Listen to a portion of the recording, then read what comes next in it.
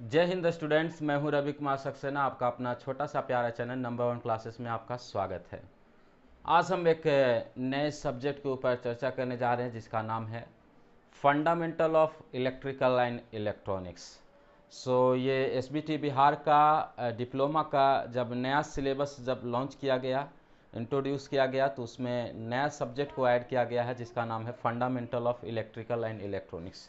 पुराना सब्जेक्ट का जो सिलेबस था उसमें ये सब्जेक्ट नहीं था, लेकिन जो नया सिलेबस बनाया गया है उसमें fundamental of electrical and electronics को ऐड किया गया है। अब आपके मन में सवाल उठता है कि ये सब्जेक्ट हमें क्यों पढ़ना है, क्योंकि fundamental of electrical and electronics जो है पूरा पूरा आपका जो है इलेक्ट्रिकल का पेपर जैसा रहेगा। इसमें जो है हम इलेक्ट्रिकल और इलेक्ट्रॉनिक्स इंजीनियरिंग के कॉमन चीज़ के बारे में हम अध्ययन करेंगे। उससे पहले सब्जेक्ट में जाने से पहले ये सब्जेक्ट क्यों इम्पोर्टेंट है हम आपको बता दें, तब जो है हम सब्जेक्ट के जो है कुछ टॉपिक के ऊपर चर्चा करेंगे। मान लीजिए एक इंजीनियर बनने के लिए आपको ओवरऑल सभी चीज़ का जानकारी होना चाहिए। मान लीजिए अगर आप मैकेनिकल इंजीनियरिंग है, मान लीजिए आप सिविल इंजीनियरिंग हो, चाहे आप कंप्यूटर साइंस इंजीनियरिंग हो, चाहे आप इलेक्ट्रिकल इंजीनियरिंग हो, चाहे आप इलेक्ट्रिकल एंड इलेक्ट्रॉनिक्स इंजीनियरिंग हो, चाहे आप किसी प्रकार का इंजीनियर हो, ठीक है। मान लीजिए हमने जो है कुछ एग्जाम्पल को लिखा है। सभी इंजीनियर को सभी सब्जेक्ट का बेसिक नॉलेज होना ज़रूरी है। सभी इंजीनियर को सभी सब्जेक्ट का बेसिक नॉलेज होना ज़रूरी है। सबसे पहले मान लीजिए मैकेनिकल इंजीनियर है, ठीक है।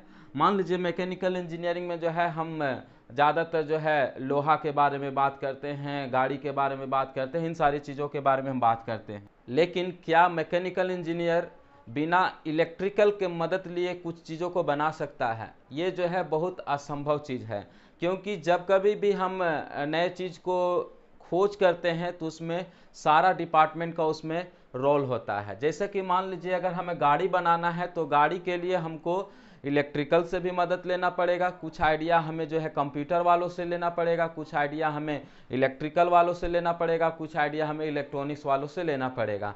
सभी डिपार्टमेंट का हमें नॉलेज रखना ज़रूरी है। अगर आप जो है कंप्यूटर साइंस के इंजीनियर हैं तो कंप्यूटर साइंस के इंजीनियर हैं तो आपको जो है सॉफ्टवेयर के बारे में, हार्डवेयर के बारे में भी मालूम रहना पड़ेगा। क्योंकि मान लीजिए कोई भी अगर इंजीनियर कंप्यूटर का डिज़ाइन करता है तो उसको जो है हार्डवेयर बनाने के लिए तो मैकेनिकल का सहायता लेना पड़ेगा, उसको जो है इलेक्ट्रिसिटी देने के लिए उसको इलेक्ट्रिकल और इलेक्ट्रॉनिक्स इंजीनियर से सहायता लेना पड़ेगा। यानी कि सभी इंजीनियर को सभी सब्जेक्ट का बेसिक नॉलेज होना ज़रूरी है।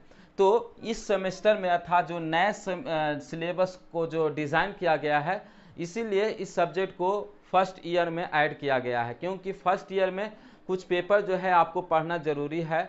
जैसे कि फंडामेंटल ऑफ इलेक्ट्रिकल और इलेक्ट्रॉनिक्स हो गए, उसी तरह से आईटी सिस्टम हो गया अर्थात कंप्यूटर के बारे में, उसी तरह से इंजीनियरिंग मैकेनिक्स हो गया मैकेनिकल के बारे में। यानी कि आपको ओवरऑल सभी डिपार्टमेंट के बारे में बेसिक नॉलेज रखना है। अब देखिए fundamental of electrical and electronics engineering में आपको केवल और केवल इलेक्ट्रिकल चीज़ के बारे में पढ़ना है। तो इलेक्ट्रिकल चीज़ क्या होता है? सबसे पहले इलेक्ट्रिसिटी, सब कोई नाम सुने होंगे। Fundamental of electrical and electronics में आपको इलेक्ट्रिकल इंजीनियरिंग के फंडामेंटल चीज़ को पढ़ना है, ज़्यादा डीपली नहीं जाना है।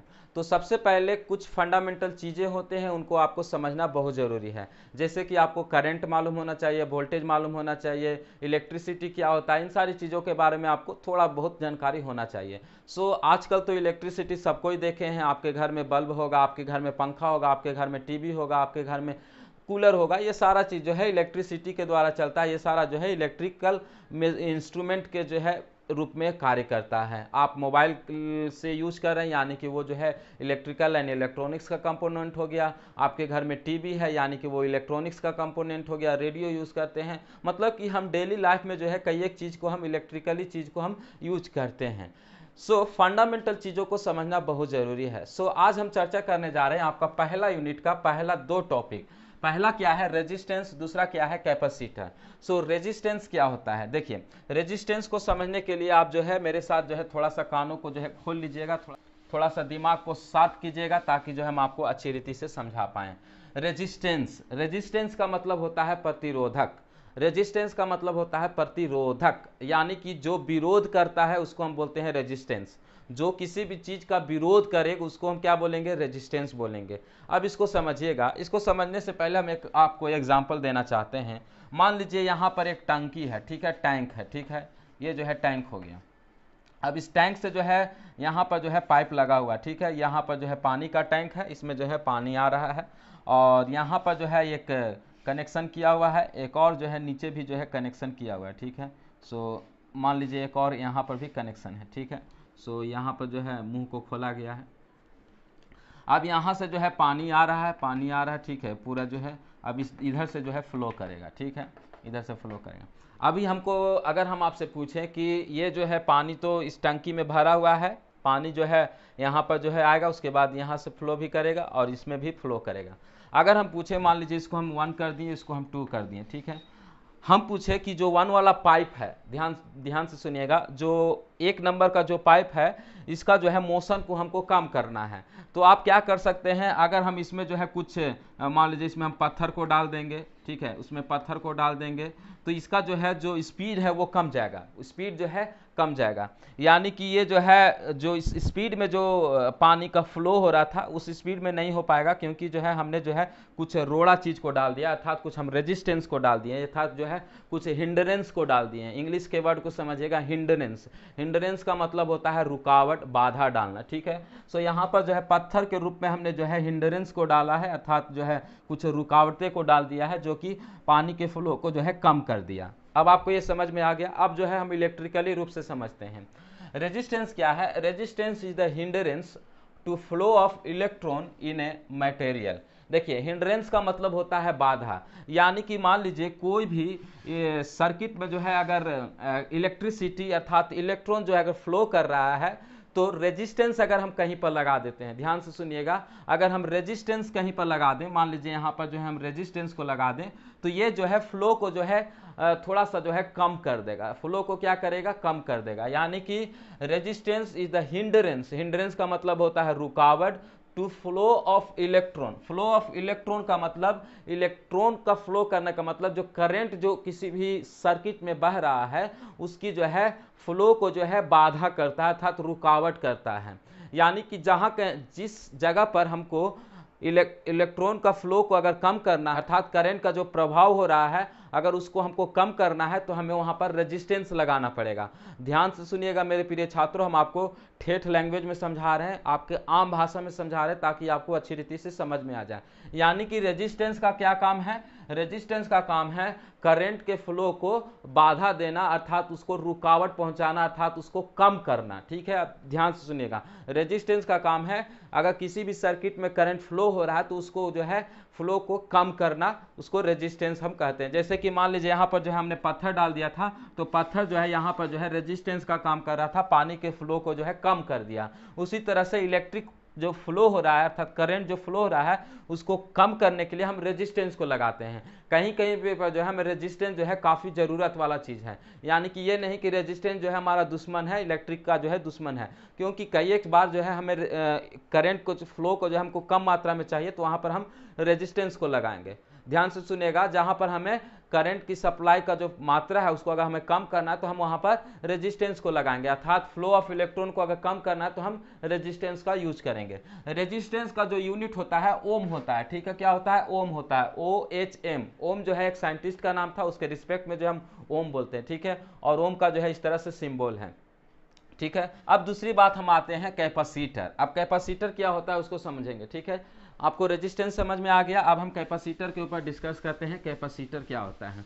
सो कैपेसिटर, कैपेसिटर जो है क्या है? The capacitor is component which has the capacity to store energy in the form of electric charge. देखिए, कैपेसिटर और बैटरी में क्या अंतर है? बैटरी का क्या काम है? बैटरी जो है हम चार्ज करते हैं उसके बाद हम यूज करते हैं, अर्थात बैटरी में जो है हम एनर्जी को स्टोर करके रखते हैं और उसको जो है हम यूज करते हैं। सो कैपेसिटर भी जो है एक डिवाइस है जिसके अंदर में एनर्जी को स्टोर किया जाता है, उसको यूज किया जाता है। यानी कि डिफिनीशन को समझिएगा, कैपेसिटर का मतलब किसी भी चीज को कैपेसिटी जो है स्टोर करना।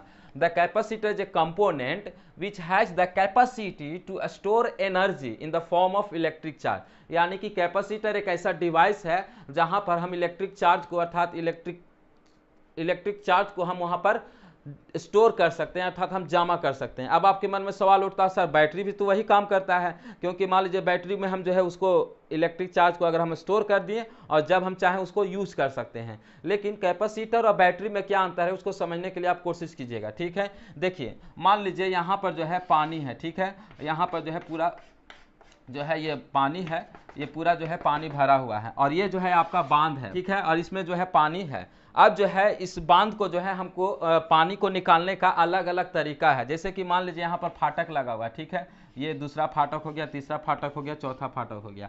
यानी कि हम पानी को जो है अगर हम पहला फाटक खोलेंगे तो पानी जो है पहला फाटक से आएगा, ये वाला फाटक खोलेंगे तो ये वाला फाटक से आएगा। यानी कि जो है पानी जो है यहाँ पर मतलब कि जैसा हम चाहेंगे उस मात्रा में जो है पानी आएगा। सेम जो है बैटरी का भी काम है। बैटरी क्या करता है कि बैटरी जो है जो उसमें स्टोर जो एनर्जी है उसको जो है धीरे धीरे जो है सप्लाई करता है, ठीक है। लेकिन अगर हम पूछें कि ये जो बांध है इसको अगर हम इसको तोड़ दिए तो पानी किस फ्लो में आएगा, तो पानी जो है पूरा फ्लो में आएगा, तुरंत जो है खत्म हो जाएगा। ध्यान दीजिएगा, मेरे बातों को समझिएगा। यहाँ पर जो है पानी जमा हुआ है, यानी कि अगर हम यहाँ पर बांध बना दिए तो बांध में जो है पहली बात हम बताएं कि अगर हम छोटा छोटा फाटक खोलेंगे तो धीरे धीरे जो है पानी का फ्लो होगा।